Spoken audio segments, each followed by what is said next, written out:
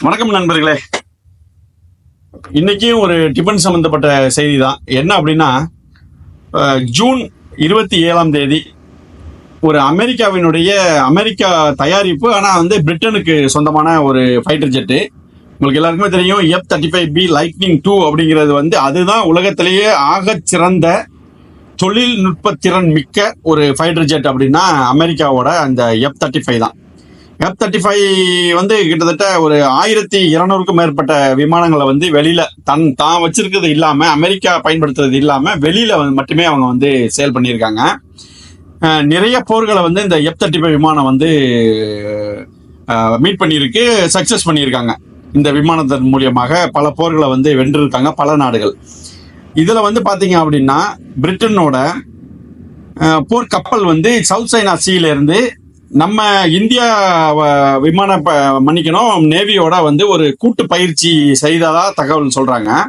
இதுல வந்து Prince of Wales அப்படின்னு சொல்லி விமானம் தாங்கி போர் கப்பல், ஏர்கிராப்ட் கேரியர்னு சொல்லுவாங்கல்ல, அதுல உள்ள இந்த F-35B போர் விமானம். இதோட சிறப்பு என்ன வந்து பாத்தீங்க அப்படின்னா, அதோட டேக் ஆஃப் வந்து ரொம்ப ஷார்ட் டிஸ்டன்ஸ் இருக்கும். மிகச்சிறிய ஓடுபாதையில, விமான ஓடுபாதையிலேயே அதால வந்து டேக் ஆஃப் பண்ண முடியும். கிட்டத்தட்ட வந்து ஒரு 500லேருந்து 1000 மீட்டருக்குள்ளேயே அதால வந்து டேக் ஆஃப் ஆக முடியும். லேண்டிங் வந்து பாத்தீங்கன்னா அதுக்கு வந்து இது தேவையில்லை. என்ன தேவையில்லை? ரன்வே தேவை கிடையாது. வெர்டிக்கல் லேண்டிங் அப்படின்னு நீங்க நிறைய யூடியூப் வீடியோல எல்லாம் பார்த்துருப்பீங்க. வெர்டிக்கல் லேண்டிங் வந்து மேல வந்து அந்த கேபின் டாப்பை வந்து திறந்துட்டு அழகா வந்து வெர்டிக்கலாவே ஹெலிகாப்டர் மாதிரியே இறக்குவாங்க. ஸோ அந்த மாதிரியான ஒரு ஃபெசிலிட்டி இருக்கக்கூடிய ஒரு ஸ்டெல்த் ஏர்கிராப்ட். இது வரைக்கும் வந்து நிறைய ஸ்டெல்த் ஏர்கிராப்ட் வந்து எங்க நாட்டில் இருக்கு அப்படின்லாம் வந்து சொல்லிக்கிட்டு இருப்பாங்க. சீனா கிட்ட சொல்றாங்க செங்டு Jet-20 வந்து ஸ்டெல்த் ஃபைட்டர் ஜெட்னு சொல்றாங்க. ஆனா இது எல்லாமே வந்து ப்ரூவ் பண்ண ஒரு ஸ்டெல்த் ஏர்கிராப்ட் கிடையாது. உலகத்துல இருக்கிற ப்ரூவ் செய்யப்பட்ட ஒரு ஏர்கிராப்ட் அப்படின்னா அது அமெரிக்காவினுடைய F-35 ஏர்கிராப்ட் தான். நம்ம வந்து ரஷ்யாவோடைய Su-57 வந்து ஸ்டெல்த் டெக்னாலஜி ஏர்கிராப்ட் அப்படின்னு சொல்றாங்க. அதுவும் வந்து இது அளவுக்கு F-35 அளவுக்கு ஒரு 100% ஸ்ட்ரெல்த் அப்படின்னு நம்ம சொல்ல முடியாது.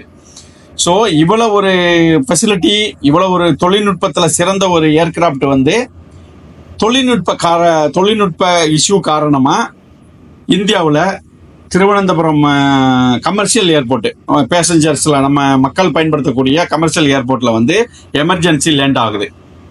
அது எப்போ அப்படின்னா ஜூன் 28, அதாவது 27 நள்ளிரவுல 28 மார்னிங்ல வந்து இது வந்து இறங்குது. இறங்கி இன்ன வரைக்கும் அதை வந்து முழுவதுமாக அதை சரி பண்ணி தன்னுடைய நாட்டுக்கு வந்து எடுத்துட்டு போக முடியல அப்படிங்கிறதான் தகவல் வருது. இதுல வந்து பாத்தீங்க அப்படின்னா, இறங்கின அன்னையோட கதை, அதாவது ஒரு எமர்ஜென்சி லேண்டிங் பண்ணப்ப அந்த ஃபைட்டர், அதாவது அந்த விமானி வந்து என்ன பண்ணியிருக்காரு அப்படின்னா, அந்த விமானத்தை இடத்த விட்டு எங்கேயுமே நகரல. கீழே இறங்கி ஒரு சேர் மட்டும் கொடுங்கன்னு சொல்லிட்டு கிட்டத்தட்ட 24/7 அங்கேயே உட்காந்து இருந்திருக்காரு. 24/7 சொல்ல முடியாது, 24 மணி நேரம், மன்னிக்கணும். அதே இடத்துல ஒரு சேரை போட்டுக்கிட்டு இவ்வளவுக்கும் அது இறங்கினப்ப வந்து ஒரு மோசமான வானிலை, கடுமையான மழை திருவனந்தபுரத்துல, அந்த மலையில நனைஞ்சபடியே அங்கேயே உட்காந்துருக்காப்ல. நம்ம இந்திய ஏர்ஃபோர்ஸ் வந்து போயிட்டு அப்ரோச் பண்ணியிருக்கு அவரை. ஒன்றும் கவலைப்படாதீங்க, நீங்கள் வந்து பாதுகாப்பான இடத்துக்கு வாங்க, ஷெல்டருக்கு வாங்க, நாங்கள் வந்து இங்கே ஒரு விமானப்படை வீரரை வந்து பாதுகாப்புக்கு நிப்பாட்டுறோம் அப்படின்னு சொன்னப்போ அவர் கேட்கல. என்ன ரீசன் அப்படின்னா, இந்த F-35 ஃபைட்டர் ஜெட் வந்து இந்தியா கிட்ட இல்லை, அமெரிக்காவுடைய நேச நாடுகள்கிட்ட மட்டுமே இருக்கிற ஒரு ஃபைட்டர் ஜெட்டு. ஸோ இதோட தொழில்நுட்பங்களை இந்தியா வந்து ஸ்கேன் பண்ணிடுவாங்களோ, இதோட தொழில்நுட்பம் வந்து இந்தியாவுக்கிட்ட போயிருமோ அப்படிங்கிற ஒரு பயம் இருக்கு. ஏன்னா ரொம்ப சீக்ரெட் தொழில்நுட்பம் அது. அந்த தொழில்நுட்பம் வந்து இந்தியா கிட்ட இல்லை அப்படிங்கிறது உண்மை. ஆனா இந்த ஸ்டெல்த் ஏர்கிராப்ட் நம்மளுடைய ரேடார்ல மாட்டிருக்கு அப்படிங்கிறது தான் உண்மை. நம்மளுடைய ரேடார் வந்து இந்த ஸ்டெல்த் ஏர்கிராப்டை ஸ்கேன் பண்ணி நம்மளும் வந்து இதோட ஏர்கிராப்டோட மூவ்மெண்ட்டை கண்காணிச்சிருக்கிறோம் அப்படிங்கிறது தான் உண்மை. மேபி தொழில்நுட்ப காரணங்களால அந்த ஸ்டெல்த் சென்சார்ஸ்லாம் வந்து ரேடார்ஸ்லாம் வந்து ஆஃப் ஆயிட்டா என்ன ஏதுங்கிறது நமக்கு தெரியாது. ஆனா வந்து நம்மளுடைய சாதாரண ரேடார், கமர்ஷியல் ஏர்கிராப்டை கண்காணிக்கூடிய ரேடார்லையும் அது வந்து அதை வந்து டிடெக்ட் பண்ணியிருக்காங்க. நம்மளுடைய டெல்லியில இருக்கிற டிஃபென்ஸ் ரேடார்ஸ்லையும் வந்து இதை வந்து ஸ்கேன் பண்ணியிருக்காங்க. இதுதான் உண்மை. இது மட்டும் இல்லாம பாத்தீங்க அப்படின்னா இந்த இதை வந்து நம்மளுடைய இந்திய விமானப்படை அதிகாரிகள் யாரையும் வந்து கிட்டக்க போக அலோவ் பண்ணல. நம்மளுடைய ஏர்போர்ட் பாதுகாப்பு போலீஸ் மட்டும் ஒருத்தர் வந்து 24/7 வந்து அந்த விமானத்தையே பாதுகாப்புல இருந்திருக்காப்ல. 24 ஹவர்ஸ் கழிச்சு பிரிட்டன்ல இருந்து தொழில்நுட்ப வல்லுநர்கள் வந்து பார்த்துட்டு இதை வந்து இமிடியேட்டா சரி பண்ண முடியாது அப்படின்னு சொன்னோன்னே மாற்று ஏற்பாடுகள் வேற இதை அதிமுக்கியமான தொழில்நுட்ப வல்லுநர்களுக்காக காத்திருக்க சமயத்துல இந்திய ஏர்போர்ஸ் வந்து நீங்க வந்து இது ஒரு கிட்டத்தட்ட $110 மில்லியன் ஏர்கிராப்ட். அதனால நம்ம இந்தியா ஏர்போர்ஸ் என்ன பண்ணிருக்காங்க அப்படின்னா, வேணும்னா எங்களோட ஹேங்கர்ஸ் இருக்கு ஏர்போர்ட்லுக்குள்ள இந்த இதுக்குள்ளேயே நீங்க வந்து ஹேங்கர்ல கொண்டு போய் வேணா புல் பண்ணி கொண்டு போய் டோ பண்ணி நிப்பாட்டுங்க அப்படின்னு சொன்னப்பையும் இந்த ராயல் நேவி வந்து அதை ஒத்துக்கல. ஸோ இது வந்து கிட்டத்தட்ட 2 வாரமாக இந்த அதாவது இது வந்து விஐபி ரன்வேல வந்து இறக்கியிருக்காங்க. அதனால வந்து நம்ம கமர்ஷியல் டிரான்ஸ்போர்ட்டுக்கு எந்த இஷ்யூ இல்லாம விஐபி இறங்கக்கூடிய ரன்வேலையே இந்த ஏர்கிராப்ட் இறங்குன இடத்துலயே அங்கேயே இருந்திருக்கு.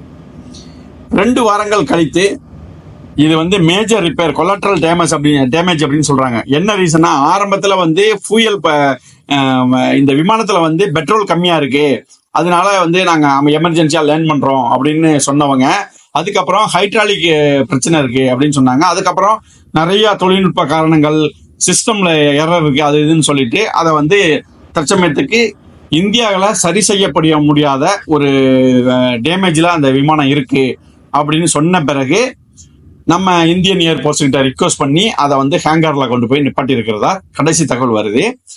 இதை வந்து என்னன்னா உள்ள வந்து இப்ப பிரிச்சு பார்ட்டா பிரிச்சு குளோப் மாஸ்டர் அப்படிங்கிற டிரான்ஸ்போர்ட் ஏர்கிராப்ட், அதாவது டிஃபென்ஸ் டிரான்ஸ்போர்ட் ஏர்கிராப்ட்ல ஏத்திக்கிட்டு போகணும் அப்படின்னு ஏற்பாடுகள் நடக்கிறதா சொல்றாங்க.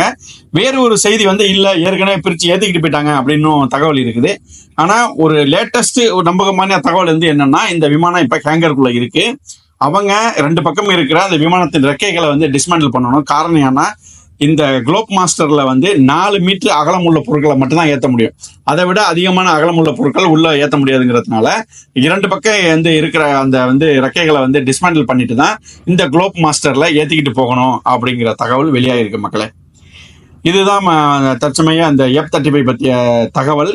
இதற்கிடையில இந்த F-35B விமானத்தை வைத்து ஏகப்பட்ட மீம்ஸ், ஏகப்பட்ட காமெடி அந்த சித்திர நடவடிக்கைகள் எல்லாம் வந்து அதிகமாக கேரளாவில் ட்விட்டரில் இந்திய மீடியாக்கள் எல்லாம் வந்து வளம் வந்ததை நம்ம பார்த்தோம்.